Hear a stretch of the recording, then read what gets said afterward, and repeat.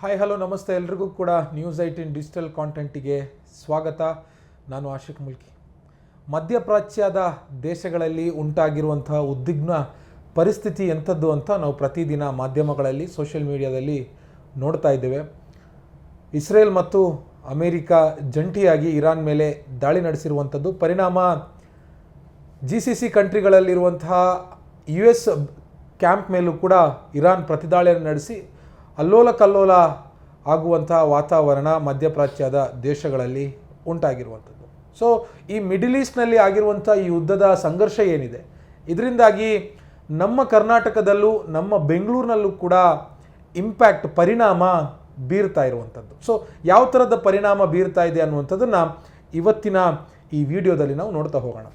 ದೂರದಲ್ಲಿರುವಂಥ ಒಂದು ಹಳ್ಳಿಯಿಂದ ನೇರವಾಗಿ ಅಂತಾರಾಷ್ಟ್ರೀಯ ಮಟ್ಟಕ್ಕೂ ಕೂಡ ಕನೆಕ್ಷನ್ ಇರುವಂಥ ಒಂದು ಕಾಲಘಟ್ಟದಲ್ಲಿ ನಾವು ಬದುಕ್ತಾ ಇದ್ದೀವಿ. ಯಾಕೆ ಅಂತಂದರೆ ಜಿಯೋ ಪೊಲಿಟಿಕಲ್ ಸೈನ್ಸ್ ಆ ರೀತಿಯಾಗಿರುವಂಥ ಒಂದು ವಾತಾವರಣವನ್ನು ಜಾಗತಿಕ ಮಟ್ಟದಲ್ಲಿ ಉಂಟು ಮಾಡಿದೆ. ಅಲ್ಲೆಲ್ಲೋ ಏನೋ ಒಂದು ಯುದ್ಧ ಆದರೆ ಅದರ ಇಂಪ್ಯಾಕ್ಟ್ ಇಲ್ಲಿನ ನಮ್ಮ ಕರ್ನಾಟಕದ ಒಂದು ಪುಟ್ಟ ಹಳ್ಳಿಯ ಮೇಲೂ ಕೂಡ ಬೀಳುವಂಥ ಅಂದರೆ ಒಂದು ಕಾಲಘಟ್ಟದಲ್ಲಿ ನಾವೆಲ್ಲರೂ ಕೂಡ ಬದುಕ್ತಾ ಇದ್ದೀವಿ. ಸೊ ಅದೇ ರೀತಿಯಾಗಿರುವಂಥ ಪರಿಣಾಮ ಈ ಒಂದು ಮಧ್ಯಪ್ರಾಚ್ಯದಲ್ಲಿ ಉಂಟಾಗಿರುವಂಥ ಉದ್ವಿಗ್ನ ವಾತಾವರಣದಿಂದಲೂ ಕೂಡ ಇಲ್ಲಿ ಕ್ರಿಯೇಟ್ ಆಗಿರುವಂಥದ್ದು. ಸೊ ಏನೇನು ಸಮಸ್ಯೆಗಳಾಗ್ತಿದೆ, ಸೊ ಮುಖ್ಯವಾಗಿ ನಮಗೆ ಕೆಲವು ಆಹಾರ ಪದಾರ್ಥಗಳ ಮೇಲೆ ಮತ್ತು ಕೆಲವು ಅಗತ್ಯ ವಸ್ತುಗಳ ಬೆಲೆಯಲ್ಲಿ ಏರಿಕೆ ಆಗ್ತಾ ಇರುವಂಥದ್ದು.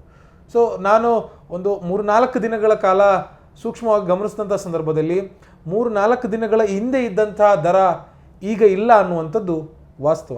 ಮುಖ್ಯವಾಗಿ ಅಡುಗೆ ಎಣ್ಣೆಯ ದರ 1 ಲೀಟ್ರಿಗೆ, ನಾನು ಬ್ರ್ಯಾಂಡ್ನ ಹೆಸರು ಹೇಳೋದಿಲ್ಲ, ಒಂದು ಬ್ರ್ಯಾಂಡ್ನ ಬೆಲೆ 161 ರೂಪಾಯಿ ಇತ್ತು ಅಂತಂದರೆ ಈಗ 2-3 ದಿನಗಳ ಬಳಿಕ 165 ರೂಪಾಯಿ ಆಗಿದೆ. ಅಂದರೆ 4 ರೂಪಾಯಿ ಜಾಸ್ತಿ ಆಗಿದೆ. ಇದು ಸದ್ದಿಲ್ಲದೆ ಆಗಿರುವಂಥದ್ದು. ಯಾವುದೇ ಗ್ರಾಹಕರಾಗಲಿ ಯಾರಿಗೂ ಕೂಡ ಅಷ್ಟೊಂದು ಗಮನಕ್ಕೆ ಬಾರದ ರೀತಿಯಲ್ಲಿ ಆಗಿರುವಂಥದ್ದು. ಇನ್ನೊಂದು ಬ್ರ್ಯಾಂಡ್ನ ಅಡುಗೆ ಎಣ್ಣೆಗೆ 165 ರೂಪಾಯಿ ಇದ್ದರೆ ಈಗ ಅದು 170 ರೂಪಾಯಿ ಆಗಿರುವಂಥದ್ದು. ಅಂದರೆ 5 ರೂಪಾಯಿ ಜಾಸ್ತಿ ಆಗಿರುವಂಥದ್ದು. 3 ರೂಪಾಯಿಯಿಂದ 5 ರೂಪಾಯಿವರೆಗೂ ಕೂಡ ಅಡುಗೆ ಎಣ್ಣೆಯ ಬೆಲೆ ಈ ಯುದ್ಧದ ಕಾರಣದಿಂದಾಗಿ ಜಾಸ್ತಿ ಆಗಿದೆ. ಕೇವಲ ಅಡುಗೆ ಎಣ್ಣೆ ಮಾತ್ರ ಅಲ್ಲ, ನಾವು ಇಂಪೋರ್ಟ್ ಆಮದು ಮಾಡಿಕೊಳ್ಳುವಂಥ ಕೆಲವೊಂದು ದುಬಾರಿ ಅಥವಾ ಸೊಫಿಸ್ಟಿಕೇಟೆಡ್ ವೆಜ್ಜಿಸ್ ಅಂತ ನಾವೇನು ಕರಿತೀವಿ, ಆ ದುಬಾರಿ ತರಕಾರಿಯ ಬೆಲೆಯೂ ಕೂಡ ಜಾಸ್ತಿ ಆಗಿರುವಂಥದ್ದು. ಮುಖ್ಯವಾಗಿ ಇಸ್ರೇಲಿಂದ ಅಥವಾ ಇರಾನಿಂದ ಈ ಮಧ್ಯಪ್ರಾಚ್ಯದ ದೇಶಗಳಿಂದ ನಾವೇನು ಕೆಲವೊಂದು ತರಕಾರಿಗಳನ್ನು ಆಮದು ಮಾಡ್ಕೊಳ್ತೀವಿ. ಸೊ ಆ ಆಮದು ಮಾಡಿಕೊಳ್ಳುವಂತಹ ತರಕಾರಿಯ ಬೆಲೆಯೂ ಕೂಡ ಭಾಳ ದೊಡ್ಡ ಪ್ರಮಾಣದಲ್ಲಿ ಏರಿಕೆಯಾಗಿರುವಂಥದ್ದು. ಹೆಚ್ಚು ಕಮ್ಮಿ ನಿನ್ನೆ APMC ಯಾರ್ಡ್ನಲ್ಲಿ ಒಬ್ಬರನ್ನ ಮಾತಾಡಿಸೋಂಥ ಸಂದರ್ಭದಲ್ಲಿ 100 ರೂಪಾಯಿ ಒಂದು ಇಂಪೋರ್ಟೆಡ್ ಕ್ಯಾಪ್ಸಿಕಮ್ಗೆ ಬೆಲೆ ಇತ್ತು ಅಂತಂದರೆ ಈಗ ಅದರ ಬೆಲೆ 150-160 ರೂಪಾಯಿ, ಹೆಚ್ಚು ಕಮ್ಮಿ 50-60 ರೂಪಾಯಿ ಜಾಸ್ತಿ ಆಗಿದೆ ಅಂತ ಅವರು ಹೇಳ್ತಾ ಇದ್ದಾರೆ. ಮತ್ತು ಸಹಜವಾಗಿ ಯುದ್ಧ ಆದಂಥ ಸಂದರ್ಭದಲ್ಲಿ ಚಿನ್ನ ಬಂಗಾರದ ಬೆಲೆಯೂ ಕೂಡ ಜಾಸ್ತಿ ಆಗುತ್ತೆ, ಮೇಲ್ಮೇಲಕ್ಕೆ ಹೋಗ್ತಾನೇ ಇದೆ. ಜೊತೆಗೆ ಪೆಟ್ರೋಕೆಮಿಕಲ್ಸ್ ಇರ್ಬೋದು ಅಥವಾ ಕೃಷಿಗೆ ಸಂಬಂಧಪಟ್ಟಿರುವಂತಹ ಉಪಕರಣಗಳಿರ್ಬೋದು ಅಥವಾ ಫರ್ಟಿಲೈಸರ್ಗಳಿರ್ಬೋದು, ಇದರೆಲ್ಲದ ಬೆಲೆಯೂ ಕೂಡ ಸುಮಾರು 10-20% ಕೂಡ ಏರಿಕೆಯಾಗಿದೆ. ಏರಿಕೆ ಆಗೋದಕ್ಕೆ ಮುಖ್ಯ ಕಾರಣ ಮಧ್ಯಪ್ರಾಚ್ಯದಲ್ಲಿ ಉಂಟಾಗಿರುವಂಥ ಉದ್ವಿಗ್ನ ವಾತಾವರಣ. ಸೊ ಯಾಕೆ ಅಲ್ಲಿ ಯುದ್ಧ ಆದಂಥ ಸಂದರ್ಭದಲ್ಲಿ ಇಲ್ಲಿ ದರಗಳು ಏರಿಕೆ ಆಗುತ್ತೆ ಅನ್ನುವಂಥದ್ದನ್ನು ನಾವು ನೋಡ್ತಾ ಹೋಗೋಣ. ಈಗ ನಾವು ಇರಾನ್ ಮತ್ತು ಇಸ್ರೇಲ್ಗೆ ಸಂಬಂಧಪಟ್ಟ ಸೀಮಿತಗೊಳಿಸಿನೇ ನಾವು ಮಾತಾಡೋದಾದರೆ, ನಮಗೆ ಇರಾನ್ ಮತ್ತು ಇಸ್ರೇಲ್ ಮಧ್ಯಪ್ರಾಚ್ಯದ ಭಾಗದಿಂದ ಮುಖ್ಯವಾಗಿ ಬರ್ತಾ ಇರುವಂಥದ್ದೊಂದು ಏರ್ ರೂಟಲ್ಲಿ, ಮತ್ತೊಂದು ಸಿ ರೂಟಲ್ಲಿ. ಸೊ ಏರ್ ರೂಟ್ ಕೂಡ ಸಂಪೂರ್ಣ ಕೆಲವೊಂದು ಕಡೆಯಲ್ಲಿ ಕುವೈಟಿಂದ ನಮಗೆ ಕೆಲವು ದೇಶಗಳಿಂದ ಬರ್ತಾ ಇದೆ ಅನ್ನುವಂಥದ್ದು ಬಿಟ್ಟರೆ, ನಮಗೆ ದುಬೈಯಿಂದ ಅಥವಾ ಕತಾರಿಂದ GCC ಕಂಟ್ರಿಗಳಿಂದ ಬಹುತೇಕವಾಗಿ ನಮ್ಮ ಕರ್ನಾಟಕಕ್ಕೆ ಫ್ಲೈಟ್ಗಳು ಬಂದಾಗಿದೆ. ಈಗ ಕ್ರಮೇಣವಾಗಿ ಓಪನ್ ಆಗೋದಕ್ಕೆ ಶುರುವಾಗಿದೆ. ಅಲ್ಲಿ ಸಿಲುಕಿಕೊಂಡವ್ರಿಗೂ ಕೂಡ ಬರೋದಕ್ಕೆ ಅವಕಾಶ ಆಗ್ತದೆ. ಮತ್ತೊಂದು ದಾರಿ ಏನು ಅಂತಂದರೆ ಸಿ ರೂಟ್, ಅಂದರೆ ಜಲಮಾರ್ಗ. ಸೊ ಈ ಜಲಮಾರ್ಗದಲ್ಲಿ ಅತಿ ಹೆಚ್ಚು ವಹಿವಾಟು, ಟ್ರೇಡ್ ಬಿಸ್ನೆಸ್ಗಳು ದೇಶ ಮತ್ತು ಮತ್ತೊಂದು ದೇಶ ನಡುವೆ ನಡೆಯುವಂಥದ್ದು. ಸೊ ನಮಗೆ ಈ ಮಧ್ಯಪ್ರಾಚ್ಯದಿಂದ ಭಾರತಕ್ಕೆ, ಅದರಲ್ಲೂ ಮುಖ್ಯವಾಗಿ ಕರ್ನಾಟಕಕ್ಕೆ ಆಮದು ವಸ್ತುಗಳು ಬರಬೇಕು ಅಂತಂದರೆ, ಇಂಪೋರ್ಟೆಡ್ ಐಟಮ್ಸ್ ಗೂಡ್ಸ್ ಬರಬೇಕು ಅಂತಂದರೆ ಹರ್ಮೂಜ್ ಜಲಸಂಧಿ ಅನ್ನುವಂಥ ಒಂದು ದಾರಿಯ ಮೂಲಕವಾಗಿ ಹಾದು ಈ ಒಂದು ವಸ್ತುಗಳೆಲ್ಲವೂ ಕೂಡ ಭಾರತಕ್ಕೆ ಬರುವಂಥದ್ದು. ಇರಾನ್ ಏನು ಮಾಡಿದೆ, ಈ ಹರ್ಮೂಜ್ ಜಲಸಂಧಿಯನ್ನು ಸಂಪೂರ್ಣವಾಗಿ ಬಂದ್ ಮಾಡಿದೆ.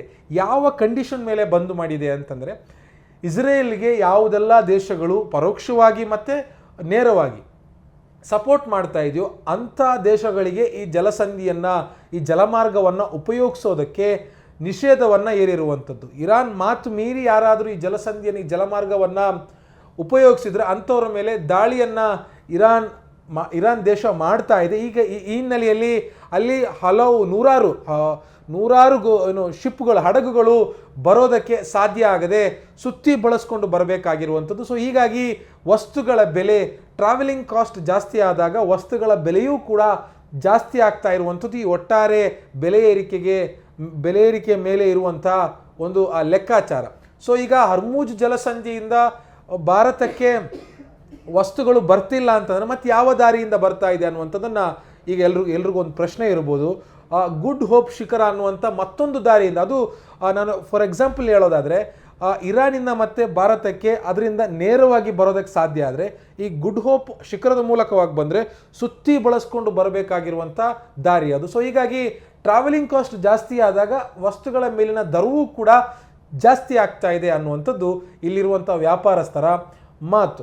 ಮತ್ತೊಂದು ಕಡೆಯಲ್ಲಿ ಇದಿಷ್ಟು ಕೂಡ ಆಮದಾಗ್ತಾ ಇರುವಂಥ ವಸ್ತುಗಳ ದರ ಏರಿಕೆ. ಆದರೆ ಇಲ್ಲಿ ಯುದ್ಧದ ಕಾರಣದಿಂದಾಗಿ ಮೊಟ್ಟೆಯ ದರ, ಕುಕ್ಕುಟೋದ್ಯಮಕ್ಕೂ ಕೂಡ ಭಾಳ ದೊಡ್ಡ ಪ್ರಮಾಣದ ಏಟು ಬಿದ್ದಿದೆ. ಏನಾಗಿದೆ ಅಂತಂದರೆ ಕರ್ನಾಟಕದಿಂದ ಸುಮಾರು 18ರಿಂದ 20 ಲಕ್ಷ ಮೊಟ್ಟೆಗಳು ಈ ಮಧ್ಯಪ್ರಾಚ್ಯದ ದೇಶಗಳಿಗೆ ಪ್ರತಿದಿನ ಎಕ್ಸ್ಪೋರ್ಟ್ ಆಗ್ತಾ ಇತ್ತು. ಸೊ ಆದರೆ ಈ ಹಡಗುಗಳ ಓಡಾಟ ಮತ್ತು ವಿಮಾನಗಳ ಹಾರಾಟ ಇಲ್ಲದೆ ಇರುವಂಥ ಕಾರಣಕ್ಕಾಗಿ ಅವೆಲ್ಲವೂ ಕೂಡ ಇಲ್ಲೇ ಉಳ್ಕೊಂಡಿರುವಂಥದ್ದು. ಬೇಸಿಗೆ ಬೇಗ ಕೆಟ್ಟೋಗುತ್ತೆ ಮೊಟ್ಟೆ. ಸೊ ಹೀಗಾಗಿ ಸ್ಟಾಕ್ಗಳು ಇಲ್ಲೇ ಉಳ್ಕೊಂಡಿರುವಂಥ ಕಾರಣಕ್ಕಾಗಿ ಮೊಟ್ಟೆಯ ಬೆಲೆ ಇಳಿಕೆ ಆಗ್ತಾ ಇರುವಂಥದ್ದು, ದಿನದಿಂದ ದಿನಕ್ಕೆ ಇಳಿಕೆ ಆಗ್ತಾ ಇರುವಂಥದ್ದು. ಕಳೆದ ಒಂದು ವಾರದ ರೇಟ್ ಲೀಸ್ಟನ್ನು, ಚಾರ್ಟನ್ನು ನಾವು ನೋಡಿದ್ರೆ ಮೊಟ್ಟೆಯ ಬೆಲೆ ಕ್ರಮೇಣವಾಗಿ ಇಳಿಕೆ ಆಗ್ತಾ ಇದೆ.